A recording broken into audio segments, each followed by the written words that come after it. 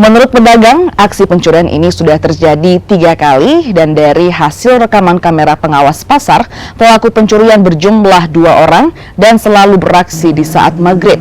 Dengan menggunakan sepeda motor, pencuri berhasil membawa kabur ratusan butir telur milik pedagang.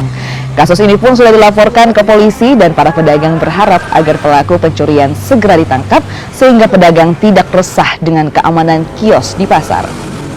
Ke sini kemarin cuma 10 rak, tapi berkali-kali nih.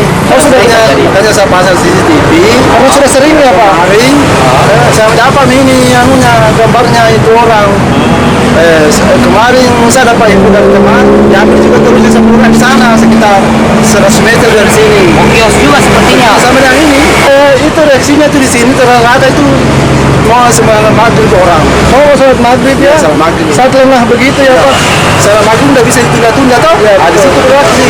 Makanya sekarang itu saya kasih tahu info sama teman-teman penjual telur. Kalau ada itu penjual telur tidak diikat telurnya itu telur bermasalah itu.